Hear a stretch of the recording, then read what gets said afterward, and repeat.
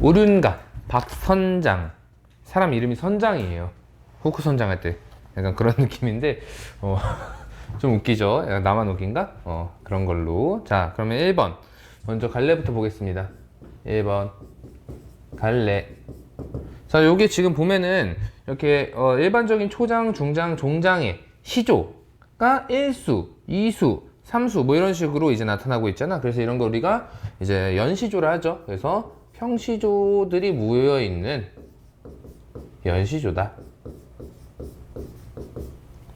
평시조들이 모여 있는 연시조다. 2번 성격. 성격은 이제 교훈적이고요. 오륜이잖아. 삼강 오륜 할 때 그 오륜이야. 그래서 성격은 일단 교훈적이고요. 그리고 나서 비유. 당연히 비유시니까 뭐 비유적인데, 근데 이게 비유적이 들어가는 이유가 일수 부분이 되게 비유가 좀 많이 들어갑니다. 그래서 비유적이라고 봐요. 자, 3번으로 의의가 있는데, 의의를 보자면은 뭐 의의는 모든 시를 보는 건 아닌데, 요거는 이제 조금 뭐 오륜가가 되게 많아. 그러니까 박선장이 쓴 오륜가만 있는 게 아니야. 이 세상에 오륜가는 되게 많거든요. 그래서 오륜가류 시라고 해요. 그런 걸 오륜가류 시조를 하는데, 그 중에서 문학성이 좀 뛰어나대. 그래서 문학성이 좀 뛰어남. 이런 거는 뭐 보기로 나올 수도 있습니다. 보기로 다른 오륜가가 나오고 뭐 문학성이 좀 더 뛰어나다 뭐 그런 얘기를 할 수 있어요. 왜냐면 얘가 좀 비유가 좀 잘 드러나. 그래서 문학성이 좀 뛰어난다 볼 수 있습니다. 자, 특징. 자, 특징은 일단 삼강 오륜의 유교 사상을 노래한 연시조다. 그래서 삼강 오륜의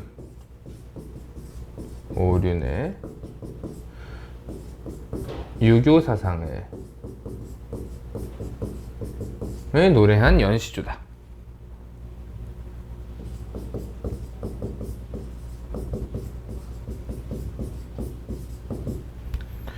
그래서 교훈이 나타난다. 그래서 교훈이 기본으로 깔려 있다.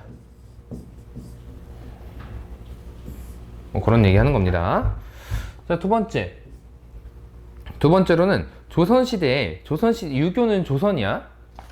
조선시대의 이상적인 인간관을 드러내는 유교 이념의 전달. 그래서 이상적 인간관을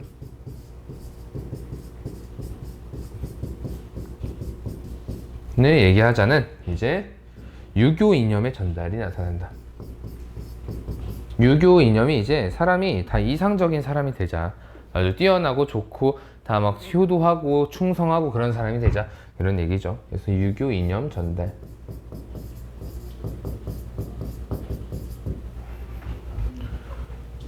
3번. 자, 화자가 강조하는 윤리적 이념을 확산하고자 하는 목적의식이 있다. 그래서 윤리적, 이제 아까 얘기했다시피 여기서 유교적 윤리적 이념이 있어. 그러니까 윤리적 이 이념은 다 유교 바탕입니다. 그래서 윤리적 이념을 확산하고자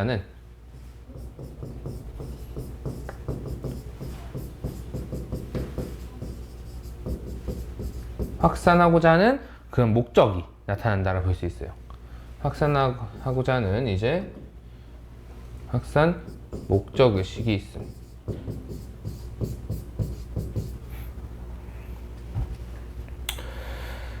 자, 그리고 나서 여기서 이제 좀 서리적 형태가 나타난다. 서리법이 좀 나타난다. 서리법. 그래서 서리법을 통해서 약간 관념적인 주제인데, 그 오륜이라는 게 되게 관념적인 주제잖아. 근데 그거를 조금 더 구체적으로 조금 더 얘기해줘요. 서리법을 통해서. 자, 그리고 나서 마지막으로는 1에서 5수. 1에서 5수에서는 이제 오륜의 덕목을 얘기해요. 오륜이 5개여서 오륜이거든. 5개 윤리 이런 뜻이거든요. 그래서 하나, 둘, 셋, 넷, 5개니까 5개 오륜 얘기하고, 그리고 나서 6에서 8수. 여기는 이제 난을 덧붙여 마무리한다 이건데, 난을 붙여 마무리. 6에서 8수 자체가 그냥 난이라 보시면 되는데, 난이 뭐냐? 나는 이제 노래를 마무리하는 뭐 그런 걸 난이라고 부른대. 그래서 문학적인 용어라 볼 수 있을 것 같아요. 그래서 난을 덧붙여서 마무리한다.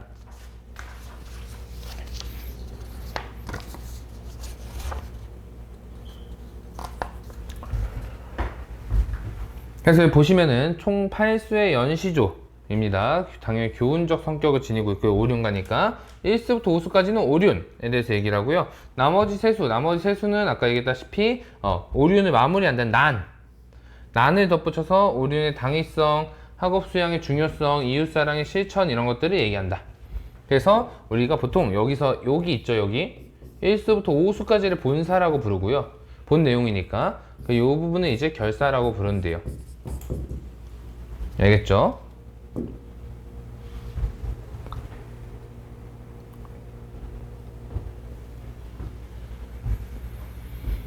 작가가 구만서당이 완성됐을 때 이 시조를 지었다는 작품의 창작 배경을 고려해 볼 때, 이제 배워서 오륜 또한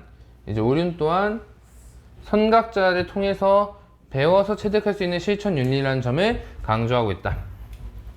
그래서 작가가 구만서당을 만든 거야. 학원 홍보물 같은 거라 보시면 돼요. 그래서 학원에서 이제 내가 서당 만들었으니까 이런 오륜 같은 것도 다 배우면 우리 할 수 있어. 와서 배우렴. 약간 이런 내용이라고 보시면 됩니다. 아시겠죠? 근데 문학성이 좀 뛰어나다는 거예요. 자, 그래서 1수부터 보면요. 1수 한마디도 못된 풀이. 이 풀은 이제 자식을 비유합니다. 자식을. 그래서 봄이슬 맞은 후에, 풀이 이제 봄이슬 맞았대. 부모의 사랑을 맞은 후에 입 넓고 줄기 길어서 밤낮으로 불어났대. 지금 풀이 봄이슬 맞아서 이렇게 커졌다 뭐 이런 얘기죠. 자식이 부모의 사랑을 받아가지고 잘 자랐다 뭐 그런 얘기하는 거야. 그래서 이 부분 통해서 이게 이제 관념적인 내용을 비유적으로 형상한 거죠. 관념적인 내용을 비유적으로 형상화를 했다. 이렇게 되는 겁니다. 그래서 비유가 좀 잘 나타난다 라고 얘기하는 게 있어요. 이 은혜가 하만극하니, 하는 이제 많다라는 뜻입니다. 많다, 아주 만극하니. 그래서 뭐 여기 써두면은 아주 몹시 뭐 그런 게 되는 겁니다. 아주 몹시 만극하니 갚을 줄을 모르겠다. 그래서 갚기가 힘들다는 거야. 갚을 길을 모르겠다 이런 뜻으로 갚기가 아주 힘들다는 뜻입니다. 이게 무슨 말이냐면 내가 안 갚겠다는 거야? 안 갚겠다는 게 아니라 너무 많아가지고 갚을 수가 없어. 그만큼 더 보답을 해야지. 약간 이런 의미입니다. 그래서 갚고자 하는데 이건 진짜 너무 많다. 너무 내가 은혜를 받은 게 많구나 라고 얘기하고 있는 거고, 은혜 자체에 대한 약간 예찬이라고 볼 수도 있고요. 부모님의 은혜에 대한 예찬이자 내가 이제 효도하고자 하는 것을 이제 강조하고 있다라 볼 수 있어요. 그래서 이 부분은 이제 갚을 길이 없는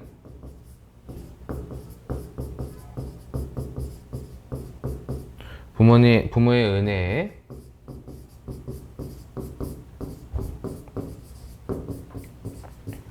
은혜에 보답할 것을 강조한다. 내가 보답 안 하겠다는 거 아니야. 보답하겠다. 근데 그게 너무 많구나 이런 뜻이죠. 한다라고 볼 수 있어요. 그래서 여기는 1수는 이제 부자, 아빠와 아들이 되는 겁니다. 부자 유친할 때 그 부자예요. 자, 이 임이 먹이시고, 임은 이제 임금님입니다. 이 임이, 이 피신이 10번을 살고 10번을 죽고 산대. 이게 무슨 얘기냐면 10번 죽고 9번 산다 뭐 이런 얘기인데, 아니 9번 죽고 10번 산다 이런 얘기인데, 요게 이제 겨우 살았다 이겁니다. 위태로운 지경에서 겨우 벗어나.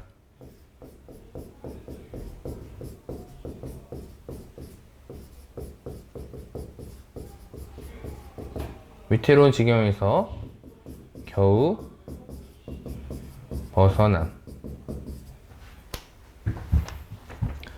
내가 10번을 살고 9번을 죽든 겨우겨우 내가 이렇게 살아남더라도 임의 덕을 잊겠니? 라고 이제 뭐 하고 있는 거야, 이거? 서리법이 나타나고 있는 거야, 이런 부분에서. 그래서 이런 부분이 서리법. 아시겠죠? 자, 그래서 서리법이 나타나고 있다. 임의 덕을 잊을 수가 없다는 거야. 임의 덕이 너무나도 많다. 이런 얘기하는 거죠. 만일에 대의를 모르면 이 대의는 큰 돌이죠. 그래서 이미 그렇게 나한테 해준 그 은혜를 모르면은 그거는 종놈이랑 다를 바가 없다. 그 종놈은 이제 그거죠. 그 못 배운 사람의 이죠 아무래도. 그래서 내가 그렇게 그 임금님의 은혜를 덕을 모르면은 그거는 나는 그 저 천하의 잡놈이랑 다를 바가 없어. 그러니까 이런 얘기, 종을 약간 비하하고 있다라고 볼 수도 있는데 어쨌든 간에 그런 배우지도 못한 놈이랑 다르지가 않다라는 얘기죠. 여기도 서리법이 나타나는 겁니다. 똑같아요. 이렇게 서리법은 계속 나와서 앞으로는 뭐 체크 안 할게요 그냥. 자, 그래서 이거는 군신, 임금과 신하 간의 관계에 대해서 얘기하는 것이다 볼 수 있습니다. 자, 두 성이 한데 모여서, 두 성, 캐슬? 아니죠. 캐슬이 아니라 이제 라스트 네임 할 때 그 성이에요. 그래서 두 성이 한데 모였다는 거는 부부란 뜻입니다. 부부. 부부는 성이 다르죠? 부부는 성이 같을 수가 없잖아. 왜냐면 옛날에는 성이 같은 사람들끼리 아예 결혼을 못했어. 뭐 그게 8촌이든 뭐 9촌이든 10촌이든 32촌이든 상관없어요. 성이 같으면 결혼 아예 못했어요. 근데 그게 법이 개정된 지 얼마 안 됐어요. 성이 같아도 결혼할 수 있는 걸로 이제. 그래서 원래는 성이 같으면은 결혼이 아예 안 됩니다. 왜냐면 어떻게든 간에 가족 관계로 이어져 있거든. 족보를 따라가다 보면은 성이 같으면. 예를 들어서 선생님 성이 광산 김씨야. 그럼 광산 김씨 이렇게 따라가다 보면 다 연결돼 있어요. 어떻게 보면은 다. 예를 들어서 뭐 연예인 중에서도 뭐 많죠. 광산 김씨 연예인 뭐 누가 있을까? 뭐 그런 거예요. 김용만, 김용뭐는 다 광산 김씨예요 보통. 용자 돌림이어서. 그러면 이제 그 사람들끼리는 이제 그 결혼이 안 되는 거야. 원래 근데 돌림자는 남자여서 원래 안 되는 거죠. 예, 뭐 그런 거예요. 예. 자, 그래서 이제 한데 모여 함께 늙어 죽자니. 부부가 이제 잘 살자 뭐 이런 얘기죠. 100년 정도, 100년 동안 이어지는 아주 그 깊은 사이가 여기에서 더할 수 있을까? 냐마는 여기서 더 하겠냐마는 그래도 공경할 줄 알아야 된다. 그래서 이게 뭐냐면 공경을 할 줄 알아야 된다. 공경. 그러니까 서로 이제 정을 나누는 거는 기본이야. 거기서 더 할 수는 없지. 그치? 아주 지금 친하고 좋아. 근데 거기서 더 해야 할 수는 없다마는 서로 공경까지 해야 된다는 거죠. 공경까지. 그래서 요 부분이 고사를 인용하고 있는 거예요. 고사 인용.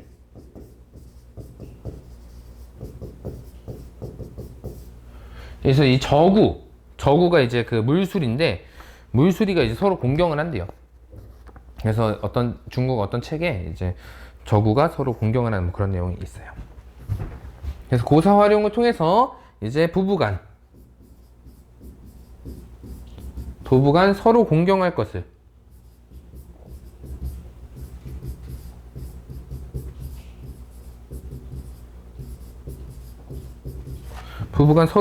것을 권하고 있다. 권면한다. 라고 볼 수 있는 거야. 그래서 삼수는 부부간의 윤리에 대해서 얘기하고 있다고 볼 수 있어요. 부부간의 윤리. 자, 사수. 먼저 난이가 이제 난이야. 난이. 먼저 나온 사람. 그리고 뒤에 나온 사람. 차례는 다르더라도 앞뒤에 달려서 한 젖으로 자라났다. 엄마가 같은 사람이라는 거죠. 그렇죠? 한 젖이라는 거는 엄마가 같은 사람이라는 뜻이야. 그래서 이게 여기서 이 젖은 누구 거야? 엄마 거죠. 그쵸? 그러면 지금 젖은 엄마의 일부잖아. 그치? 엄마의 그 일부를 통해서 전체를 나타내는 거. 일부를 통해서 전체 나타내는 거 뭐라 그러죠? 대유법이라는 대유법. 그래서 여기서도 비유가 나타나고 있는 거예요. 자, 그래서 한 부모의 보살핌, 그래서 한 핏줄로 태어난 한 핏줄 강조하는 겁니다. 한 핏줄을 강조하고 있다. 사람이 이걸 제대로 모르면은 금수만도 못하다. 금수가 뭐냐면요, 짐승입니다. 짐승. 금수는 짐승, 애니멀. 아시겠죠?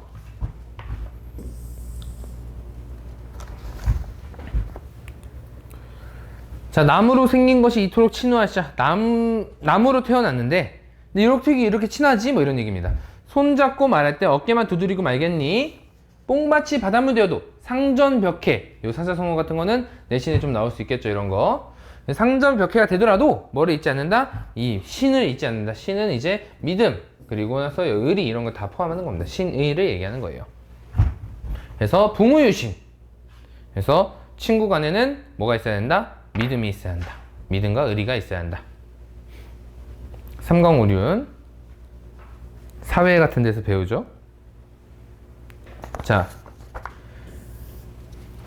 당우 멀어지고, 당우가 이제 요순시대를 얘기합니다. 요순시대. 요순시대가 평화로운 시대로 되게 유명해요. 그래서 평화로운 시대가 가는 줄 알았더니 한당송이 왔대. 한당송. 한당송은 아주 부유한 시기입니다.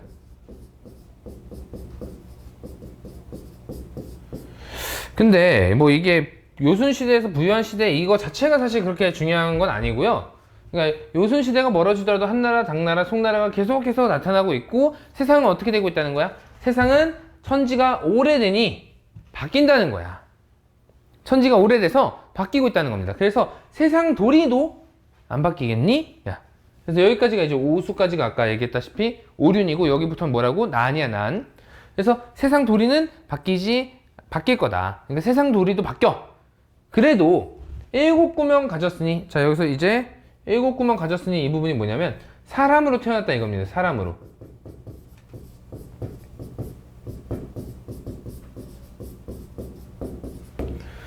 자, 사람 얼굴에 구멍 몇 개예요? 하나, 둘, 셋, 넷, 다섯, 여섯, 일곱 개죠.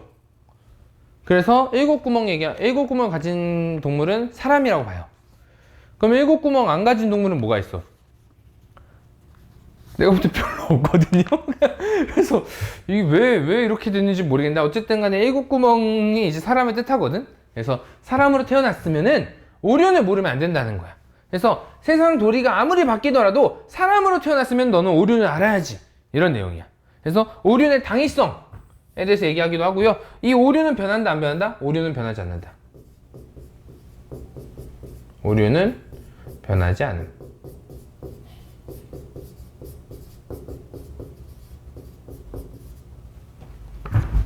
이렇게 볼 수 있습니다. 아시겠죠? 자, 칠수.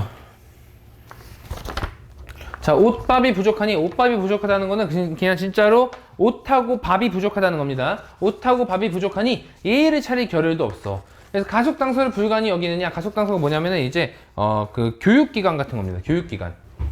교육이라 보시면 돼요. 교육하는 곳에 상관이 없다고 생각하니? 이런 거야. 그러니까 그래, 너 가난한 거 알겠어. 너 가난해서 지금 예의 차릴 겨를이 없는 거 알겠어. 근데 그렇다고 교육이 중요하지 않다고 생각해? 이런 거야. 교육은 중요해. 그래도 아무리 힘들어도 보고 들으면 배울 것이 있어. 그래서 어머님, 아유 지금 애가 힘들어하고 집에 돈이 없어도 그래도 와서 학원 와가지고 수업 듣고 해야 된다. 그래야지 이제 더 배울 것이 있다. 지금 당장 배우는 거 없어 보여도 다 쌓이는 거다. 이런 식으로 약간 상수를 부리고 있다고 볼 수 있습니다. 그래서 가속당서에서의 이제 학습을 중요하게 여기고 있다라고 볼 수 있어요. 학업 수양이 중요해라고 얘기하는 거야. 얘가 아까 뭐 차렸다고? 서당 차렸다고. 서당. 자, 이웃을 미워하지 마라. 이웃 미우면 갈 데가 없어. 네. 이제 뭐뭐 하지 마라라는 명령형 어미를 통해서 조금 이제 단호하게 얘기하고 있다라고 볼 수 있어요. 이웃이 미우면 갈 곳이 없대. 그래서 한 고을 버리고 내가 이웃 미워서 가. 그러면 한 고을도 버리게 되고 결국 나라를 버려야 된대. 그래서 100년도 못 사는 인생 그냥 저냥 살아. 너 그렇게 특별하게 살아. 이런 얘기입니다. 그래서 너가 뭐라고. 너 어차피 100년도 못 사는데 뭘 이웃을 그렇게까지 미워해. 그냥 저냥 살아. 그냥 대충 부대끼면서 사는 거야. 이런 얘기죠. 그래서 이 부분이 이제 굳이 따지면 특별하지 않아도 된다. 특별하지 않아도 어떠리. 요렇게 해석도 가능한데요. 근데 그냥 저냥 살면 어때? 이렇게 생각하시면 돼요. 너만 이웃 싫어하는 거 아니야. 다 사이 안 좋아. 근데 너만 그렇게 특별하게 살 필요는 없어. 그냥 100년도 못 사는 인생 그냥 저냥 우리 그냥 다 어우러지며 살자. 뭐 그런 얘기하고 있는 거야. 알겠죠? 그래서 그런 내용이고요. 여기 다양한 표현 방식들이 여러 가지가 나타나는데, 그래서 여기서 또 보면은 이제 비유적 한마디도 못된 풀, 그리고 이슬로 이제 자식과 부모님의 사랑을 빗대고 있는 거죠. 이런 거는 이제 은유라고 볼 수 있어요. 은유라고. 자, 이거는 이제 서리적 표현. 서리적 표현을 통해서 얘기를 하고 있고요. 여기도 서리적 표현 나타나고 여기는 대유적 표현. 대유도 비유적 표현 중에 하나야. 그리고 여기 마지막에는 뭐뭐 한다면은, 이웃을 미워한다면은 뭐뭐 하면, 이렇게 상황을 가정하고 있다 까지 볼 수 있을 것 같습니다. 그래서 우리용가는 뭐 이런 내용이고요. 그래서 여기서 보면은 1에서 5수는 본사, 6에서 8수는 결사, 난 부분이라 볼 수 있다는 거야. 그래서 결과적으로 오류는 실천, 그리고 학업 수양 이런 거 되게 중요하다. 그런 얘기하고 있는 거예요. 아시겠죠? 그래서 뭐 여기 아래 부분은 한번 뭐 읽어보시면 됩니다. 한번 읽어보시고요. 자, 넘어가서 여기까지. 그러면은 이제 박 선장의 오류인가는 여기까지 하도록 하겠습니다.